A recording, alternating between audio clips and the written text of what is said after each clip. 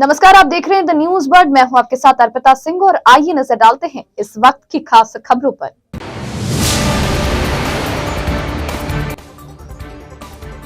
विधानसभा चुनाव नामांकन वापसी शुरू। कोई कांग्रेस के समर्थन में तो भाजपा के समर्थन में ले रहा है नाम वापसी।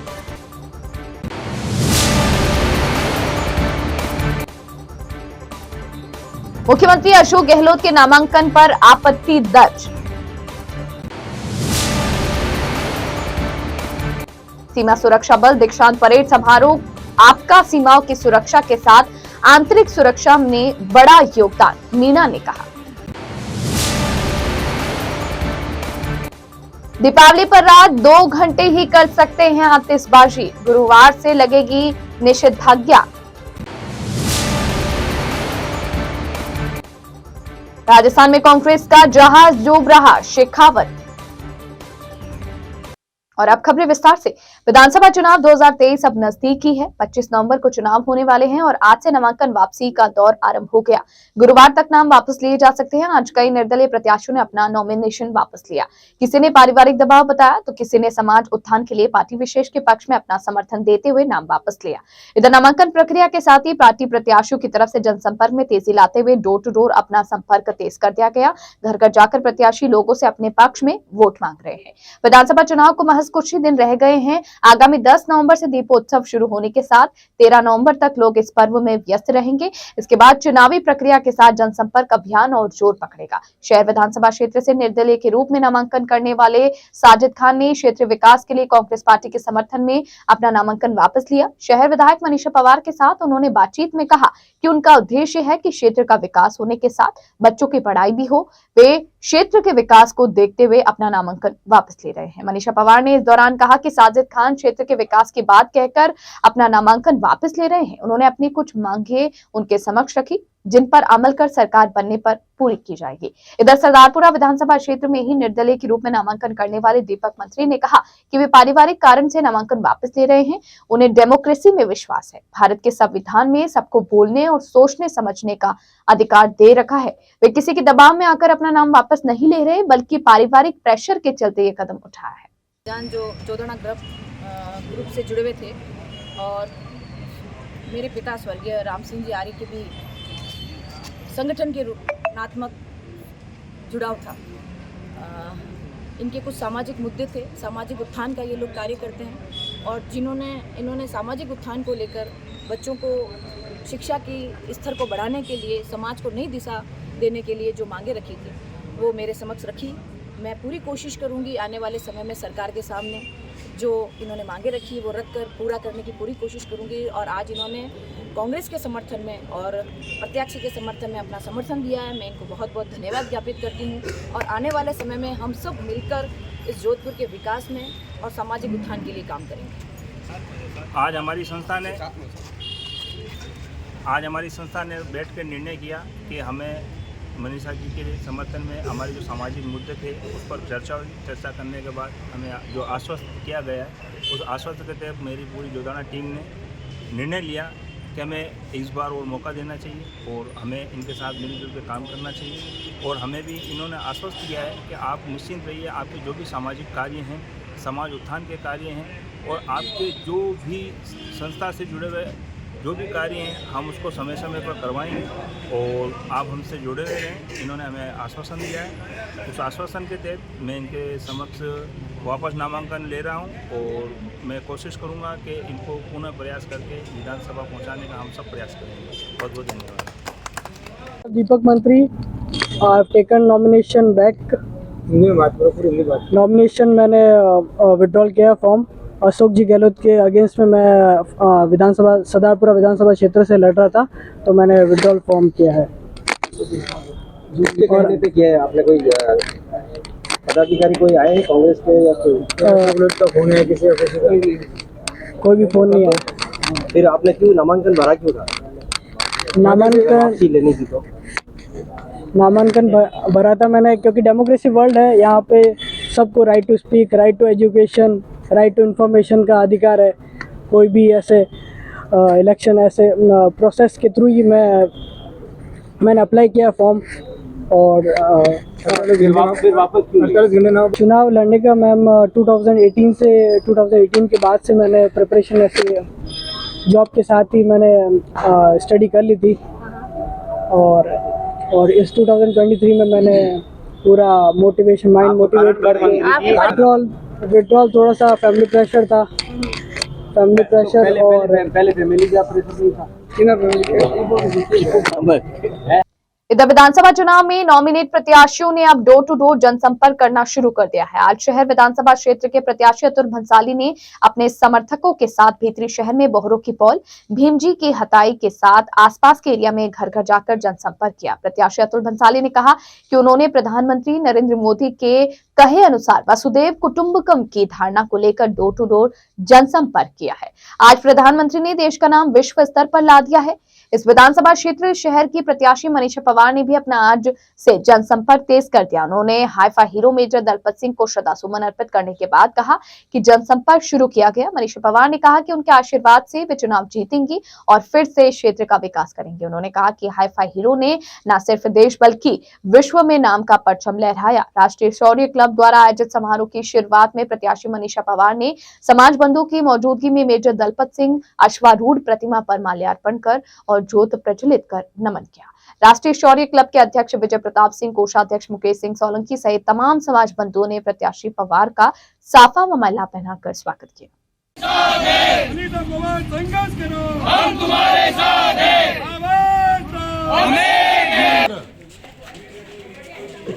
गलियों की गली और बोरों की पौल, जो कि जोधपुर की संस्कृति का हृदय क्षेत्र है और यहाँ सुबह 4 बजे से जय श्याम के नारे लग के लोग जन जागरण में लग जाते हैं।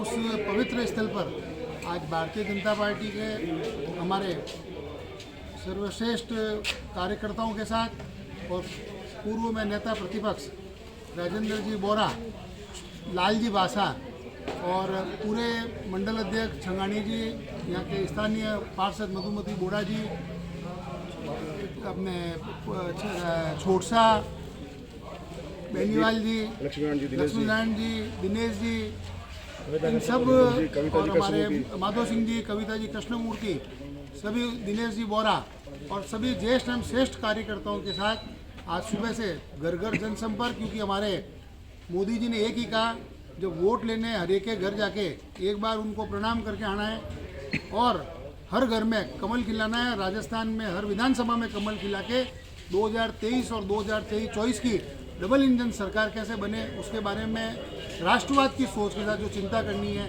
और जन जागरण का ये अभियान है, ये कोई राजनीतिक अभियान नहीं है, ये हिंदुस्तान के उत्थान का अभियान है।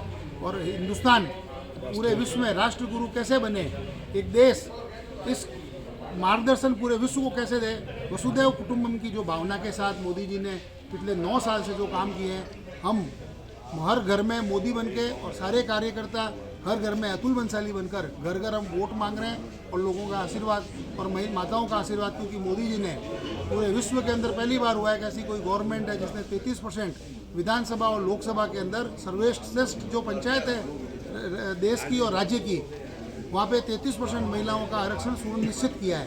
तो इस वजह से हमारे को जिस प्रकार से महिलाओं का और माताओं और बहनों का जो आशीर्वाद प्राप्त हो रहा है वो अविस्मरणीय है। और उनकी एक ही मांग है, आप जीत तो गए पर जीतने के बाद चौसरा जरूर एक बार पहनने आओगे। अब जीत और नहीं जीत वाली बात तो खत्म हो गई, अब तो वो चौसरा कब पहनने आओगे उस बात के लिए उन सब की एक हमारे को भलावना मिल रही है। शुभकामना है कि अतुल जी जो है भारी मतों से विजय हुए और मोदी जी के जो है नेतृत्व में जो देश विकास कर रहा है और अंतर्राष्ट्रीय स्तर पर जो है ख्याति प्राप्त हो रही है, तो मोदी जी ने 9 सालों में जितना किया है और कमल का जो है आगे भी कमल का फूल खिले और देश की जो है प्रगति में जो है और अतुल जी उनके योगदान देवे। और सभी मैं पब्लिक से निवेदन करता हूँ कि भरपूर मात्रा में सहयोग करें और जाके जल्दी से जल्दी वोटिंग का जो है घर में नहीं करें।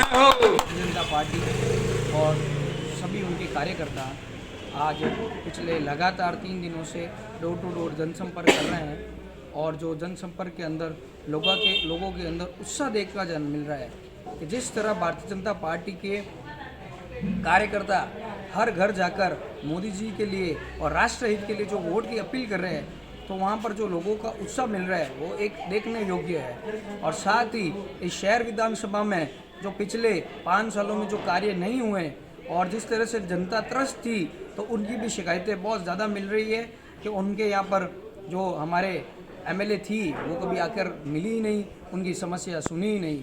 साथ ही इस कांग्रेस का अभी आप ही हाल ही में देख रहे हैं कि किस तरह इनके खुद के ही कार्यकर्ता इनकी पार्टी छोड़ के कुछ तो निर्दलीय खड़े हो गए, और जिनके अंदर राष्ट्रवादी की भावना थी उन्होंने अभी कुछ ही दिनों पहले पार्टी भी ज्वाइन कर ली। तो इस बार भारतीय जनता पार्टी बहुत ही अच्छे मतों से अपनी सरकार बना रही है, और इस शहर विधानसभा का जो इस बार का इतिहास है वो फिर से भारतीय जनता पार्टी के कमलों दरा जाएगा, और हम शहर विधानसभा से पहला भारतीय जनता पार्टी को कमल का फूल खिलाकर देंगे। न केवल देश के पूरे विश्व हीरो मेजर हाइफा के नाम से जाने जाने वाले विख्यात हीरो जिसने देश में नहीं विदेश में अपना परचम फहराया, समाज के हम कह सकते हैं विश्व हीरो के नाम से जाने वाले, जहां मुख्यमंत्री और प्रधानमंत्री भी जाकर नमन करते हैं। आज मेरी चुनावी यात्रा शुरू करने जा रही हूं। उस उपलक्ष्य में समाज के सभी 36 कौम के लोगों के साथ मिलकर इनको श्रद्धांजलि अर्पित करने आए हैं। जो योद्धा ने देश के लिए नाम कमाया, विश्व में जाकर नाम कमाया, उसी की प्रेरणा से युवाओं को जो संदेश मिलता है और उसी की प्रेरणा से हम आज हमारी चुनावी यात्रा शुरू करने जा रहे हैं। और इनको प्रणाम करते हुए हम इनसे आशीर्वाद लेते हैं कि जिस तरह आपने युद्ध जीता उसी तरह हम सब पर आपका आशीर्वाद बना रहे, हम भी अपना युद्ध जीतें। और जिस तरीके से समाज के लोगों के साथ साथ 36 लोगों का आशीर्वाद मिल रहा है, तो इनका भी 36 लोगों पर आशीर्वाद बना रहे।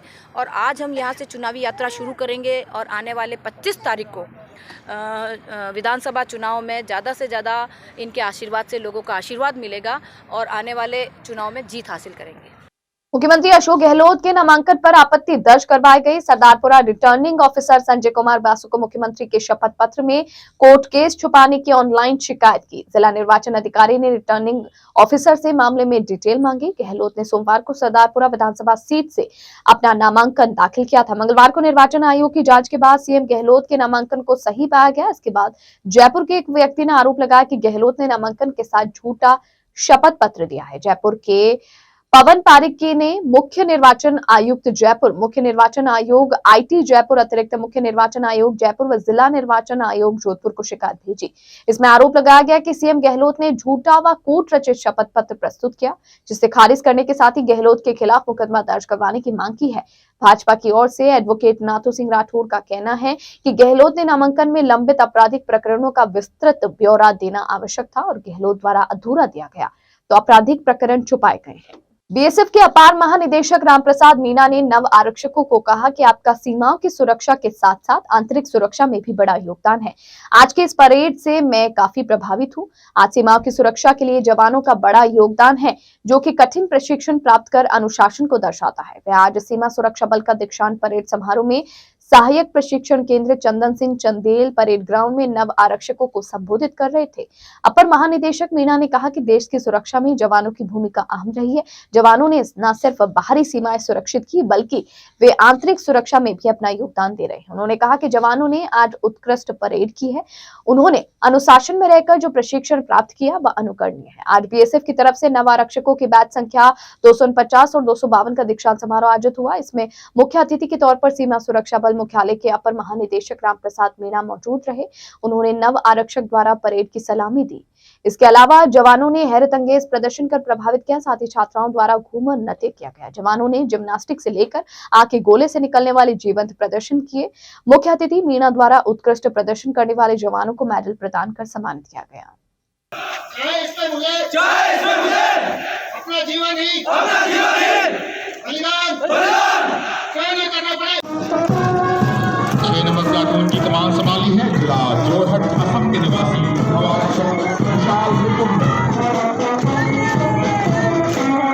और नंबर 7 प्लाटून की कमान संभाली है जिला डिब्रूगढ़ असम के निवासी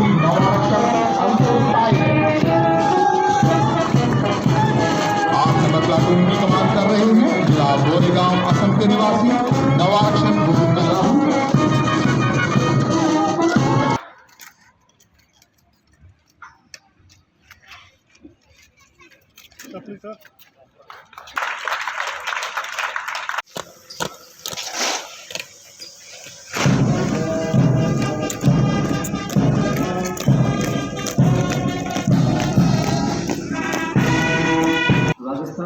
पर रहकर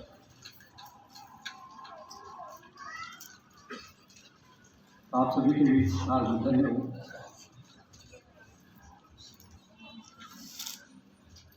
और ये जानकर अति प्रसन्नता है कि इस परेड में अधिकांश आसाम राज्य से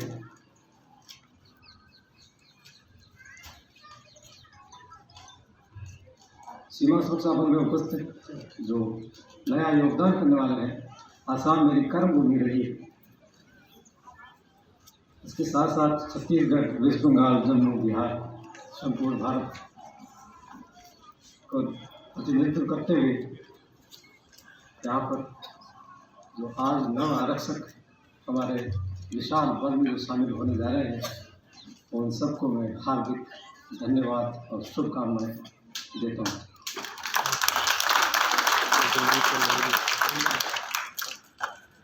आज नव आरक्षक वेद संख्या 249 से 252 के प्रशिक्षण रथ नव आरक्षकों के दीक्षांत समारोह पर इनके द्वारा प्रदर्शित इस परेड में मैं निस्संदेह प्रभावित हूँ। दीपावली सहित अन्य धार्मिक त्योहारों के मद्देनजर जोधपुर कमिश्नरेट में कानून एवं शांति व्यवस्था बनाए रखने और जानमाल की सुरक्षा की दृष्टि से दंड प्रक्रिया सहित 1973 की धारा 144 के तहत निषेधाज्ञा जारी की गई, जो कि 9 नवंबर को शाम 6 बजे से 16 नवंबर को शाम 6 बजे तक लागू रहेगी। इस बार भी दीपावली पर शहरवासी रात 8 बजे से 10 बजे तक ही आतिशबाजी कर पाएंगे। इसकी पालना जोधपुर पुलिस की ओर से अपने अपने क्षेत्र में करवाई जाएगी। पुलिस उपायुक्त व कार्यपालक मजिस्ट्रेट मुख्यालय रमेश मौर्य निषेधाज्ञा के आदेश जारी किए। आदेश के तहत दीपावली के अवसर पर जोधपुर आयुक्तालय क्षेत्राधिकार में ग्रीन आतिशबाजी रात्रि 8 बजे से रात्रि 10 बजे तक ही की जा सकेगी एवं रात्रि 10 बजे से पश्चात आतिशबाजी नहीं की जा सकेगी। इसके अलावा रात चलते लोगों पर किसी भी प्रकार का अग्नि बाण और पटाखे फेंकने वालों पर भी कार्रवाई की जाएगी। आदेश के अनुसार अग्निवाहन पटाखे जैसे रॉकेट, चिड़िया, हवाई जहाज, हवाई फटाखे, सिटी फटाखे व सूतली बम का प्रयोग सार्वजनिक स्थानों पर तथा शांत घोषित क्षेत्र एवं घास डिपो व bus stand, cinema, railway station, विद्यालयों, पेट्रोल पंप, गैस गोदाम, अस्पताल, पोस्ट ऑफिस व औद्योगिक क्षेत्र में 100 मीटर की परिधि में नहीं किया जा सकेगा। केंद्रीय जल शक्ति मंत्री गजेंद्र सिंह शेखावत ने कहा कि भाजपा के तहसील और जिला कार्यालय से लेकर प्रदेश कार्यालय तक नित्य प्रतिदिन हजारों लोग भाजपा के परिवारों को ज्वाइन कर रहे हैं। यह बात इस बात का उदक है कि भाजपा आ रही है और कांग्रेस का जहाज डूब रहा है। बुधवार को पत्रकारों से बातचीत में शेखावत ने कहा कि इस डूबते जहाज को छोड़कर कांग्रेस के कई बड़े नेता भाजपा में शामिल हो रहे हैं। सांगानेर से विष्णु लाटा हमारे अपने थे, वे फिर भी उनकी घर वापसी हुई। सुनीता भाटी पश्चिमी राजस्थान की कांग्रेस की वरिष्ठ नेता है। इससे भाजपा में उत्साह का वातावरण है। आज सैकड़ों की संख्या में कार्यकर्ता भाजपा में शामिल हुए हैं। यह तय है कि भाजपा आएगी, कांग्रेस जाएगी। बिहार के मुख्यमंत्री नीतीश कुमार के महिलाओं पर दिए गए बयान पर माफी मांगने के सवाल पर केंद्रीय मंत्री ने कहा कि अब अनगढ़ बयान देने वालों के माफी मांगने का सिलसिला शुरू हो गया है। कांग्रेस की गारंटी यात्रा में मंदिर और दवरे धोखने के सवाल पर शेखावत ने कहा कि जिन लोगों ने मंदिर तोड़े, शिवालय तोड़े, धर्म के नाम पर तुष्टीकरण किया, वे अब कमीज के ऊपर जनेऊ पहनकर अपने आप को धार्मिक बताने की कोशिश कर रहे हैं, लेकिन जनता सब समझती है। आप देख ही रहे हैं कि नित्य प्रतिदिन भारतीय जनता पार्टी के प्रदेश मुख्यालय में, भारतीय जनता पार्टी के राष्ट्रीय मुख्यालय में, भारतीय जनता पार्टी के जिला कार्यालयों में और उसके नीचे विधानसभा के स्तर पर नित्य प्रतिदिन हजारों लोग भारतीय जनता पार्टी के परिवार में सम्मिलित हो रहे हैं। ये इस बात का इनको इंगित करता है, इस बात का द्योतक है कि भारतीय जनता पार्टी सरकार में आ रही है और कांग्रेस का जहाज डूब रहा है। और उस डूबते हुए जहाज में से कांग्रेस पार्टी के कई बड़े नेता छोड़ करके भारतीय जनता पार्टी परिवार में सम्मिलित हो रहे हैं। विष्णु जी तो वैसे हमारे अपने ही थे, एक बार फिर घर वापसी उनकी हुई है। आदरणीय सुनीता जी कांग्रेस पार्टी की बहुत वरिष्ठ नेता हैं, कांग्रेस पार्टी की बहुत जो है वो ताकतवर नेता पश्चिमी राजस्थान में है। भारतीय जनता पार्टी परिवार में उनका आना निश्चित ही भारतीय जनता पार्टी के लिए एक बहुत बड़ी क्षमता और ताकत में वृद्धि का सूचक तो है, हमारे लिए एक उत्साह का कारक भी है। इसी तरह से इस क्रम में जितने भी लोग भारतीय जनता पार्टी परिवार में आज सैकड़ों की संख्या में सम्मिलित हुए, ये तय है भाजपा आएगी और कांग्रेस जाएगी। वैसे नीतीश कुमार ने माफी मांगी है। कल जो बयान दिया था महिलाओं को लेकर, आज माफी मांगी उन्होंने। चलिए, ये तो जो अनर्गल बयान देने वालों के माफी मांगने का क्रम भी अब शुरू हुआ है, आगे कई लोग मांगेंगे। कल अशोक गहलोत जी ने कहा है कि बीजेपी के पास ईडी और मेहनत गारंटी की ताकत है। गारंटी योजना के नाम पर धार्मिक यात्रा की गई, कल मंदिर देवरे ढोके गए हैं मुख्यमंत्री के द्वारा। देखिए, जिन लोगों ने मंदिर तोड़े, जिन लोगों ने शिवालय तोड़े, जिन लोगों ने धर्म और मजहब के नाम पर तुष्टीकरण किया, वो अब कमीज के ऊपर जनेऊ पहन करके अपने आप को धार्मिक दिखाने की कोशिश करे, जनता सब समझती है। राजस्थान विधानसभा आम चुनाव को लेकर मंगलवार को एक दिवसीय दिव्यांग प्रशिक्षण राजकीय अंग्रेजी माध्यम विद्यालय जालोरी गेट में आयोजित किया गया। निर्वाचन विभाग के प्रदेशानुसार प्रत्येक विधानसभा में महिलाओं के 8 बूथ होंगे। इसी प्रकार प्रत्येक विधानसभा में एक दिव्यांग मतदान बूथ भी बनाए जाएंगे। जिला निर्वाचन अधिकारी जिला कलेक्टर हिमांशु गुप्ता की पहल पर मंगलवार को दिव्यांग मतदान दलों के प्रशिक्षणों में दिव्यांगों का उमंग भरा जज्बा देखा गया। प्रशिक्षण शाखा के प्रभारी अधिकारी आईएएस डॉक्टर अंशुप्रिया और सहायक प्रभारी अधिकारी अपर जिला कलेक्टर ग्रामीण श्री ओपी मेहरा ने दिव्यांगों के प्रशिक्षण के दौरान उनके विचार जाने। दिव्यांगों के मतदान दलों का द्वितीय प्रशिक्षण 21 नवंबर को राजकीय उच्च माध्यमिक विद्यालय हाउसिंग बोर्ड द्वितीय पुलिया में आयोजित किया जाएगा। और बुलेटिन में यहाँ रुकेंगे एक ब्रेक के लिए। ब्रेक के बाद जारी रहेगा खबरों का सिलसिला। आप बने रहिए द न्यूज बर्ड के साथ।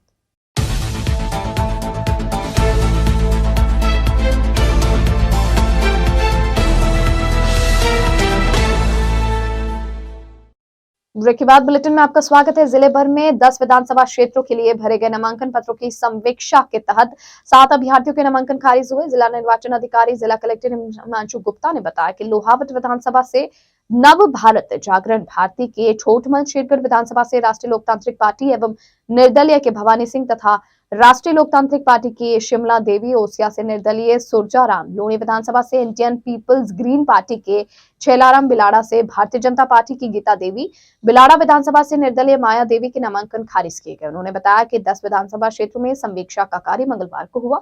इसमें कुल 129 अभ्यर्थियों के नामांकन पत्रों की समीक्षा की गई तथा 7 अभ्यर्थियों के नामांकन खारिज किए गए।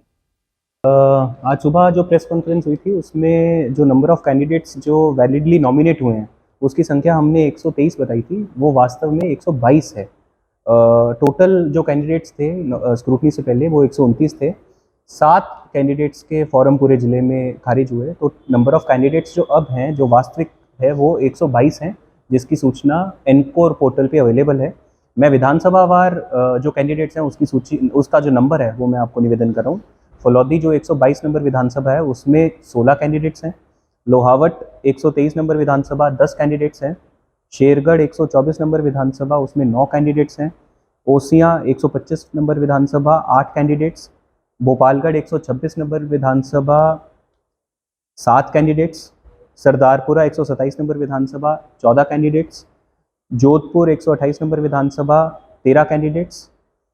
सूरसागर 129 नंबर विधानसभा 26 कैंडिडेट्स। लूनी 130 नंबर विधानसभा 9 कैंडिडेट्स और बिलाड़ा 131 नंबर विधानसभा 10 कैंडिडेट्स। इस प्रकार कुल मिला के जोधपुर में जो कैंडिडेट्स वैलिडली नॉमिनेट हुए हैं उनकी संख्या 122 है और आगामी 2 दिनों में जो विड्रॉल का समय है उसके बाद जो स्थिति बनेगी उसका मैं निवेदन आपको 9 तारीख को करूँगा। विधानसभा चुनाव में मतदाताओं को लोकतंत्र के महापर्व में अधिक से अधिक सहभागिता निभाने की तथा अपने मताधिकार का प्रयोग करने के लिए प्रेरित करने की मंशा से मंगलवार को राजकीय आईटीआई जोधपुर के इलेक्ट्रीशियन व वायरमैन ट्रेड के छात्रों द्वारा मतदान संबंधी साइन बोर्ड तैयार किया गया। यह नवाचार अनुदेशक आशिक मोहम्मद व श्रवण चौधरी के मार्गदर्शन में किया गया। संस्थान प्रधान सुधीर व्यास ने सभी को अधिक से अधिक मतदान के लिए प्रेरित किया। पश्चिमी राजस्थान के सबसे बड़े चिकित्सालय मथुरादास माथुर अस्पताल के उत्कर्ष कार्डियोथेरेसिक विभाग में एंडोवस्कुलर तकनीक के टिवार के माध्यम से खून की महाधमनी आर्टरा के एन्यूरिज्म की पश्चिमी राजस्थान में पहली बार सफल स्टिटिंग की गई। डॉक्टर सुभाष बलारा ने बताया कि मेहरता निवासी 30 वर्षीय विकास सोनी को 3 महीने से सांस की तकलीफ शुरू हुई। इसमें जांचों में छाती में महाधमनी थोरेसिक ऑर्टिया में एन्यूरिज्म होने की पुष्टि हुई। यह एन्यूरिज्म काफी बड़ा हो गया और गर्दन तथा हाथ की महाधमनियों को दबा रहा था। थेरेसिक आर्टियोक एन्यूरिज्म का इलाज काफी जटिल है, परंतु इंडोवेस्कुलर तकनीक द्वारा बिना चीरफाड़ व एन्यूरिज्म में स्टंट लगाया गया। Doctor Subhash Balara, doctor Rohit Mathur, doctor Abhinav Singh, doctor Devaram anaesthesia विभाग के senior professor doctor Rakesh Karnawat ने इलाज प्रक्रिया में अपना सहयोग प्रदान किया। हाईकोर्ट आदेशों की पालना में नगर निगम की तरफ से अतिक्रमण हटाने की कार्यवाही जारी है। इसी कड़ी में बुधवार को मंडोर इलाके में लगते गोकुल जी के प्याऊ और उसके पास खसरे के अतिक्रमण को हटाया गया। नगर निगम आयुक्त के निर्देशानुसार खसरा नंबर 334 गोकुल जी के प्याऊ आर्य समाज भूमि के पास सरकारी भूमि और नाले पर दीवार बनाकर अतिक्रमण किया जा रहा था। निगम दस्ते ने दीवार को ध्वस्त कर दिया। कार्यवाही अतिरिक्त पुलिस अधीक्षक शाहाना खानम की उपस्थिति में अतिक्रमण प्रभारी रवि प्रकाश बारासा, अजीज खान और टीम द्वारा की गई। जिला परियोजना समन्वयक समग्र शिक्षा जयपुर द्वारा विद्यालय स्तरीय राज्य स्तरीय कला उत्सव का आयोजन आज से शहीद लेफ्टिनेंट अभय पारिक राजकीय बालिका उच्च माध्यमिक विद्यालय गांधीनगर जयपुर में शुरू हुआ। विभिन्न प्रतियोगिता में राज्य से छात्र प्रतिभागी अपने कला का उत्कृष्ट प्रदर्शन कर रहे हैं। राज्य स्तरीय प्रतियोगिता में जोधपुर जिले के सबसे अधिक प्रतिभागी भाग ले रहे हैं। स्कूली विद्यार्थियों द्वारा एकल अभिनय, नाटक, दृश्य कला, त्रिआयामी दृश्य कला, द्विआयामी, पारंपरिक लोक नृत्य, शास्त्रीय नृत्य, स्वरवाद, संगीत, अवनद्यवाद संगीत, पारंपरिक लोक संगीत, शास्त्रीय संगीत के साथ स्थानीय खिलौने आदि का प्रदर्शन किया जा रहा है। आज छात्र वर्ग में शिवम, सत्येंद्र, मोतीलाल, बजरंग, मोहित सोनी, अभिषेक भाटी, विक्रम, ओमाराम, शकूर खान, दिनेश राम ने अपनी कला को दिखाया। गुरुवार को छात्राएं विजयश्री, दिव्या कंवर, दीक्षा, अंशिका परिहार, डिम्पल, सीमा, पूजा, दिव्या, सपना आदि अपनी प्रस्तुति देंगी। आज विद्यार्थियों ने मतदान जागरूकता पर गीत गाए। आयो लोकतंत्र मतदान कर ले तू यह गुप्त मतदान, अपनी सरकार बनाइयो कही केसरिया बालम आओ ने पधारो मारे देश, बादीला ढोला मने एकलड़ी मत छोड़ जो सा, केसरिया बालम आओ ने पधारो गोरी ने देश जैसे रंगीले गीतों से माहौल सराबोर कर दिया गया।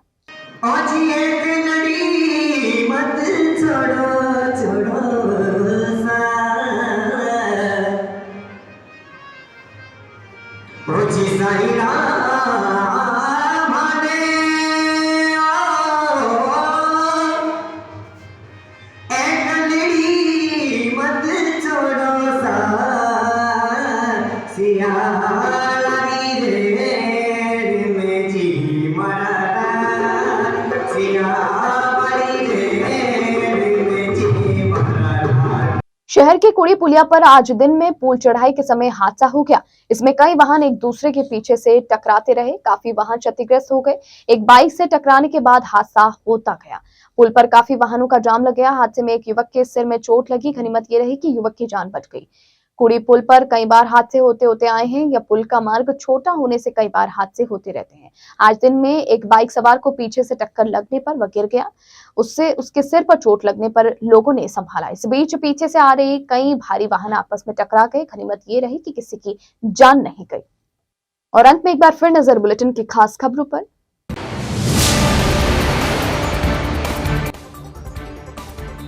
विधानसभा चुनाव नामांकन वापसी शुरू। कोई कांग्रेस के समर्थन में तो भाजपा के समर्थन में ले रहा है नाम वापसी।